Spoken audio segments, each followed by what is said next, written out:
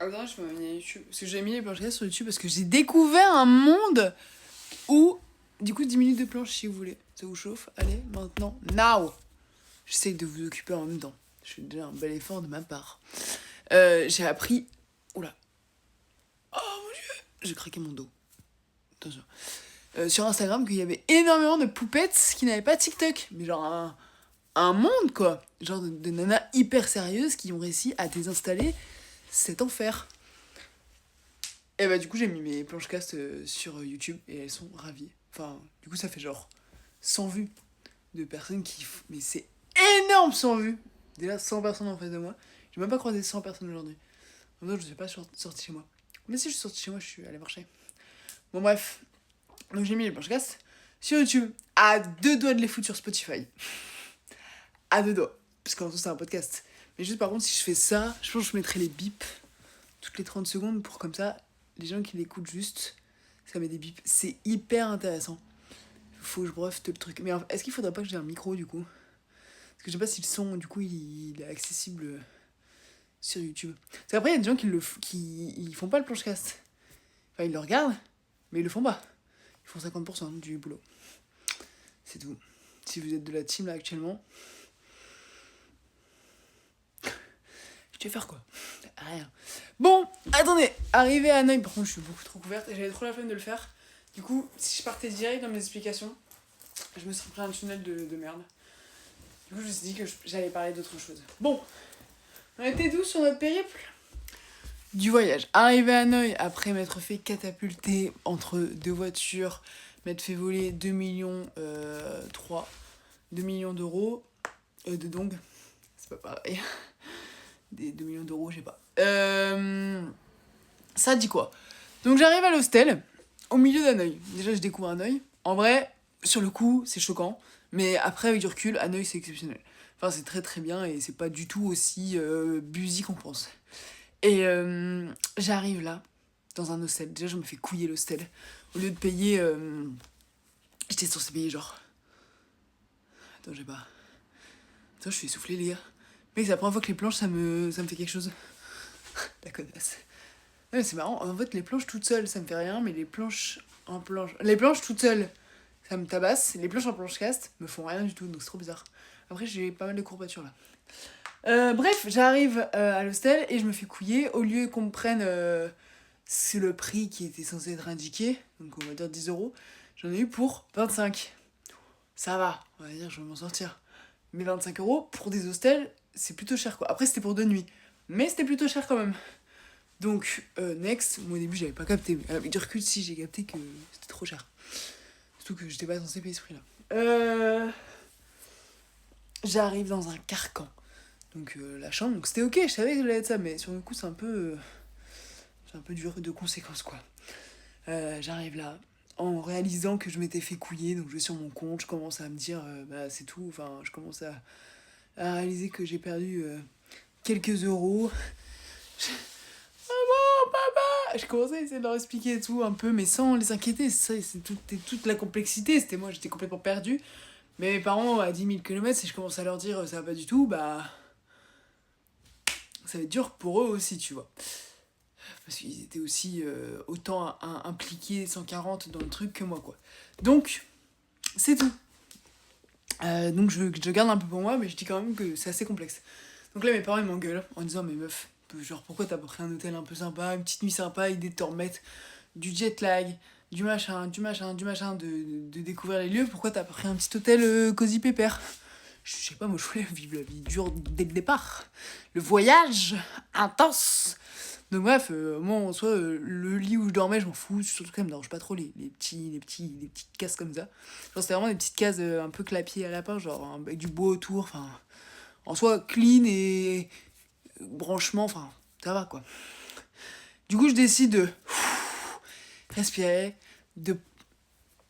Ah oui, de lâcher, j'ai réussi à faire un petit crack.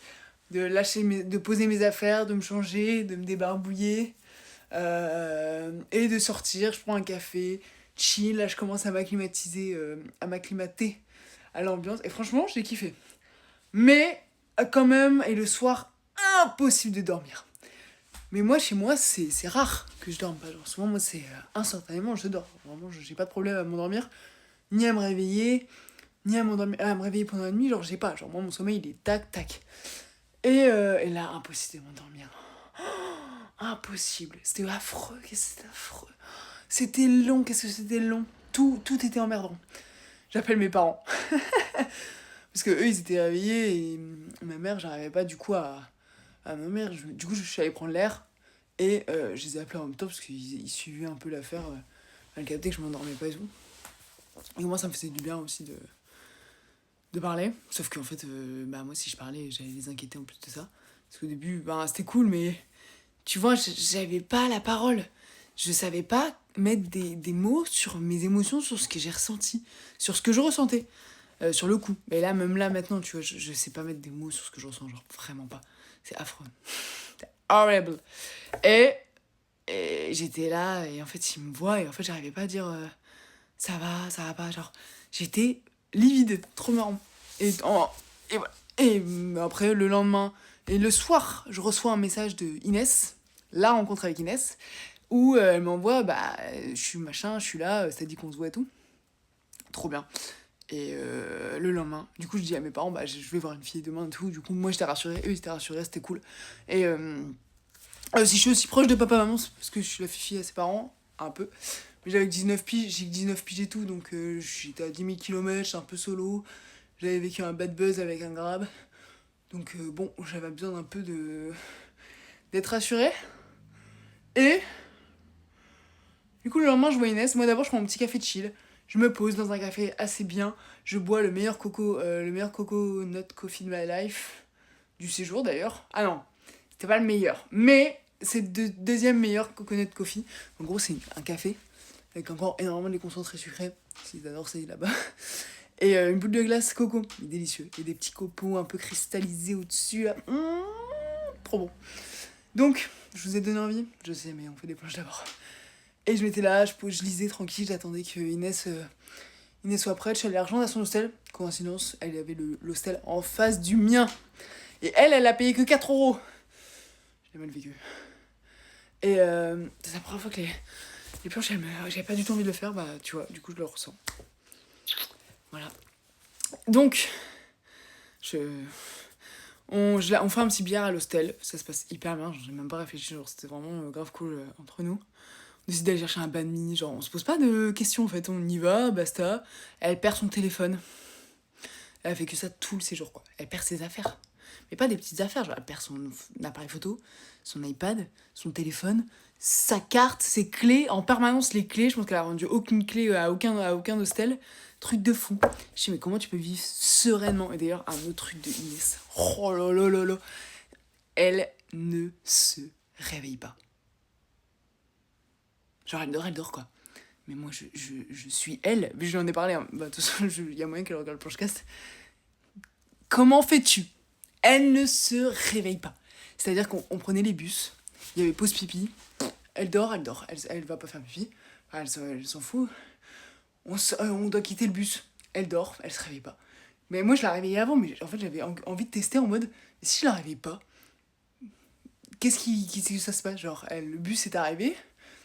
On fait quoi? On a un rendez-vous. Je fais sonner une alarme pendant 5 minutes à côté de son oreille. Elle se réveille pas. Mais un truc de fou. Mais genre, moi, je trouve ça hyper... Moi, je suis elle. Je trouve ça hyper dangereux. J'aurais hyper peur de partir toute seule en sachant que si je dors, c'est ciao. Et genre, pareil, elle m'a expliqué qu'elle avait eu dans son code, c'est le bâtiment des lycées, là où elle habite, il y a eu l'alarme incendie. C'était un test. Heureusement, le lendemain, elle s'est réveillée. Tout le monde a fait « Oh, l'alarme incendie !» L'alarme incendie? Elle n'a pas entendu sa putain d'alarme incendie dans tout l'appartement. Mais c'est fini. Ah non, moi j'étais un peu en avance. Truc de dingue. Voilà, ça me fascine. Ça me trouve le cul. Moi, ça m'inquiète presque. J'ai peur pour elle alors que... Bref. Voilà, donc feeling hyper bien. Et après, on a continué toute la route ensemble. On s'est jamais dit qu'on allait continuer ensemble. Genre, on l'a fait naturellement. Et c'était le meilleur truc. Voilà. Du coup, j'ai jamais fait vraiment le solo trip. J'ai toujours été tripée à Inès. Pas au solo. Mais écoutez, est-ce que c'était pas plus mal? peut-être.